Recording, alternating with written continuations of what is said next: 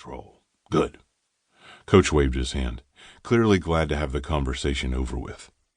Let's get through training camp and we'll figure out where you're going to fit on this team. Okay, Coach. When Coach turned back to his computer, Ryan stood up, nodded, and left the room. The little chat hadn't been much different from the one he'd had with his last coach, or the coach before that. We want you to be terrifying on the ice and normal off of it. Ryan headed back to the locker room to get ready for the physical testing the Guardians would be doing that afternoon. In the room, he saw Toronto's star player, Dallas Kent, talking to another star player, Troy Barrett. Kent was short for a hockey player, with blonde hair and pale blue eyes.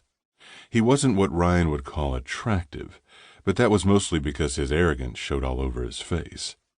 Barrett was prettier, with piercing blue eyes and dark hair, but still far from Ryan's type.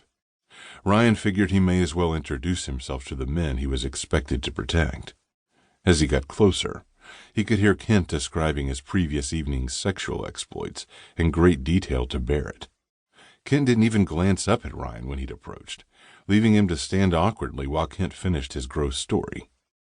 Swear to God, I thought she was going to pass out. Barrett laughed. Ryan cleared his throat, and Kent finally looked up. Oh, hey. There was a bit of a sneer in Kent's tone. Hi, Ryan said stupidly. He thrust his hand out. I'm Ryan. Kent stared at Ryan's hand, then shot a look at Barrett. Finally, he quickly shook Ryan's hand and said, I thought you went crazy. No, Ryan said, heat rising in his cheeks and down his neck. I have it under control. Barrett snorted. Kent looked at Ryan like he was a pile of dead snakes. I fucking hope so, Red. Ryan's jaw clenched. That was not a name he was going to answer to. Ryan, he corrected him. He straightened his spine, rolling his shoulders back to bring himself to his full height. He let just enough of the monster out to show Dallas Kent that Ryan wasn't someone to fuck with. Not Red. Kent put his hands up in a placating manner. Whatever, man. He turned back to Barrett and resumed his story as if Ryan wasn't even there anymore. Ryan felt his chest tightening as he retreated to his stall. Fortunately, he'd gotten good at talking himself down from these mild attacks. Inhale for 2, exhale for 3. Inhale for 3, exhale for 4. Inhale for 4, exhale for 5. He was okay. He was fine. Dallas Kent was clearly a fucking asshole, but Ryan was okay. This is just a job. This is not you. You are more than this job. Every job has shitty coworkers, right? He counted one more breath in and out, then started rummaging around in his gym bag, just for something to do. Want to know a secret? Ryan was startled by the unexpected question. He turned to see Wyatt Hayes, who had been Toronto's backup goaltender for years. Sure. Dallas Kent is. Wyatt leaned in and dropped his voice to a whisper. A bit of a douchebag. Ryan sputtered, surprised. So it's not just me, then? Hell no. But he's the superstar, right? So what can you do? Ryan could think of a couple of things he'd like to do to him. Wyatt laughed.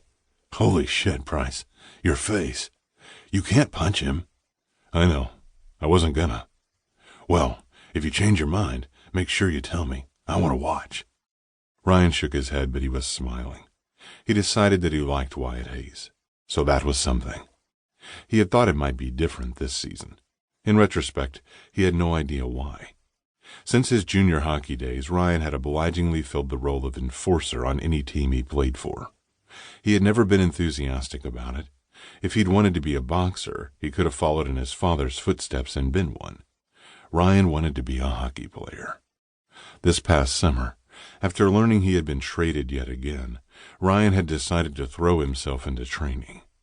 He'd worked on his skating, his speed, his lower body conditioning. He found a trainer in Buffalo, where he had still been living, and worked his ass off doing sprints, lunges, squats, and a whole nightmare of similar inhuman activities. He'd shown up for this training camp in Toronto in the best shape of his life, with the hope that he might be taken seriously as a defenseman. He would give these fitness tests everything he had, but he doubted it would change anyone's mind about the role he would play on this new team. God, Ryan wasn't sure he could do this anymore. He would.